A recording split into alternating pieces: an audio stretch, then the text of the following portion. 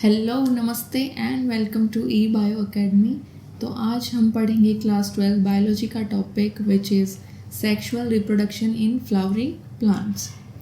Right, तो अब आप ये सोच रहे होंगे कि प्लांट्स में सेक्सुअल रिप्रोडक्शन कैसे होता है, क्योंकि मैम हमने तो पढ़ा था कि सेक्सुअल रिप्रोडक्शन के लिए दो पेरेंट्स इन्वॉल्व होते हैं, या फिर मैं कहूँ दो रिप्रोडक्टिव पार्ट्स इन्वॉल्व होते हैं। तो वो रिप्रोडक्टिव पार्ट प्लांट्स में भी प्रेजेंट होते हैं एंड उसके लिए जो इम्पोर्टेंट रोल प्ले करता है वो होता है फ्लावर। तो हम सेक्सुअल रिप्रोडक्शन को समझने से पहले फ्लावर के स्ट्रक्चर को समझेंगे। तो यहाँ स्क्रीन पे आपको जो फ्लावर दिख रहा है ये है हिबिस्कस का फ्लावर, या फिर इसको हम बोलते हैं चाइना रोज़। राइट, ये आप सभी ने आई होप देखा होगा। तो चलिए इसी को जूम इन करते हैं और देखते हैं कि इसमें किस पार्ट को क्या कहते हैं। तो यहाँ पे सबसे पहले ये नीचे से स्टार्ट करते हैं। यहाँ पे आपको जो ये ग्रीन कलर का पार्ट दिख रहा होगा इसको कहते हैं सेपल। आप इस फ्लावर में भी देख सकते हैं, यहाँ पे ये आपको जो ग्रीन कलर का पार्ट दिखेगा ये होता है सेपल। और ये फ्लावर की स्पेसिस पे डिपेंड करता है, जैसे कि किसी में लाइक हम रोज़ में देखते हैं कि सेपल फ्री होता है और किसी में ये फ्री नहीं होता, ये पूरा का पूरा बंद रहता है, जुड़ा हुआ रहता है। तो नीचे का ग्रीन कलर का पार्ट हो गया सेपल, और इसका क्या काम होता है, ये पेटल्स को प्रोटेक्ट करने का काम करता है। राइट, तो इसके ऊपर आपको ये जो कलरफुल पार्ट दिख रहा होगा इसको कहते हैं पेटल। और पेटल का नंबर है वो भी फ्लावर पे डिपेंड करता है। लाइक एक स्पीसीज़ में हो सकता है कि पेटल्स का नंबर 4 हो, लेकिन दूसरे स्पीसीज़ में पेटल का नंबर 7 और 8 हो। तो फ्लावर के स्पीसीज़ पे पेटल्स का नंबर डिपेंड करता है और उसका कलर भी अलग अलग स्पीसीज़ में अलग होता है। लाइक हम देखते हैं कि रेड रोज़ में रेड कलर के पेटल्स होते हैं, वाइट रोज़ में वाइट कलर के पेटल्स होते हैं। और इन पेटल्स का मेन काम क्या होता है, ये इंसेक्ट्स को अट्रैक्ट करने का काम करता है। क्यों? जिससे कि पॉलिनेशन में हेल्प हो सके, और वो हम इस चैप्टर के लेटर पार्ट्स में देखेंगे।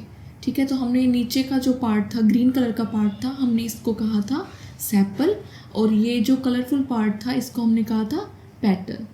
राइट, तो आपको ये बीच में ये जो इलोंगेटेड पार्ट दिख रहा है ये है फीमेल रिप्रोडक्टिव पार्ट। ठीक है, जिसको हम कलेक्टिवली क्या बोलते हैं, पिस्टिल। ठीक है, तो बीच का ये वाला जो पार्ट है इलोंगेटेड सा सिलेंड्रिकल जो आपको पार्ट दिख रहा है लंबा सा बाहर निकला हुआ, ये होता है पिस्टिल। और ये जो साइड में आपको येलो कलर के छोटे छोटे से ये वाले आपको जो पार्ट दिख रहे हैं ये वाला, ये है मेल रिप्रोडक्टिव पार्ट, जिसको कलेक्टिवली क्या कहा जाता है, स्टेमेन।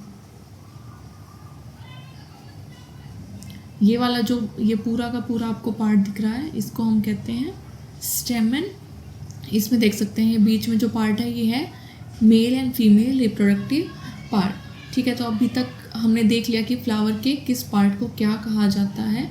नीचे वाले पार्ट को कहा था हमने सेपल, जो इसके ऊपर कलरफुल लीव्स होती हैं इसको बोलते हैं पेटल। जो बीच में इलोंगेटेड ये वाला जो स्ट्रक्चर है इसको बोलते हैं फीमेल रिप्रोडक्टिव पार्ट या फिर पिस्टिल। और जो साइड में आपको ये बहुत सारे जो दिखाई दे रहे हैं एंथर जिसको बोलते हैं, ये है मेल रिप्रोडक्टिव पार्ट और इसको कहते हैं स्टेमेन। अच्छा, अब क्या फ्लावर सीधे ही मतलब प्लांट पे आ जाता है? ऐसा नहीं होता। सबसे पहले कुछ हार्मोनल चेंजेस होते हैं और उसका फेट डिसाइड होता है कि फ्लावर बनेगा या फिर नहीं बनेगा। तो फ्लावर बनने से पहले सबसे पहले क्या बनेगी, उसकी फ्लावर बड बनेगी।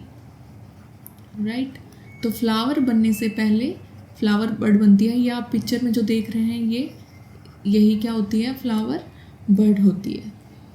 तो पहले फ्लावर बड आएगी, उसके बाद ये मैच्योर होकर पूरा फ्लावर बनेगा। अब रिप्रोडक्शन से पहले हमें पता है कि गैमेट्स का बनना ज़रूरी है, क्योंकि उनका फ्यूज़न होगा, उसके बाद उसको हम फर्टिलाइजेशन कहते हैं। तो वो होगा, उसके बाद डिवीज़न होके जाइगोट बनता है, एंड जाइगोट के बाद फुल मैच्योर फिर वो एम्ब्रियो बनता है। राइट, तो सबसे पहले हमें गैमेट्स का बनना देखना होगा।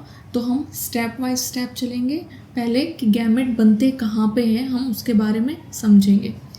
यहाँ पे एक टर्म है प्री फर्टिलाइजेशन। तो प्री फर्टिलाइजेशन क्या होता है, फर्टिलाइजेशन के पहले की जितनी भी इवेंट्स होती हैं वो प्री फर्टिलाइजेशन में काउंट होगी, जैसे कि गैमेट का बनना, उनका मैच्योर होना, वो उसके बारे में हम पढ़ेंगे।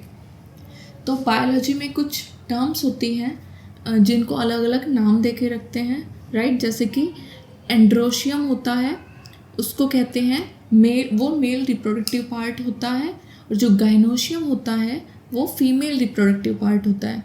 तो अगर मेल रिप्रोडक्टिव पार्ट है तो ऑब्वियसली वो मेल गैमेट प्रोड्यूस करेगा, और अगर फीमेल रिप्रोडक्टिव पार्ट है तो वो फीमेल गैमेट प्रोड्यूस करेगा, ठीक है। तो हम सबसे पहले मेल रिप्रोडक्टिव पार्ट की बात करेंगे यहाँ पे जो मेल गैमेट्स होते हैं उसको हम माइक्रोस्पोर भी बोलते हैं, और जो फीमेल गैमेट्स होते हैं उसको मेगास्पोर्स भी बोला जाता है।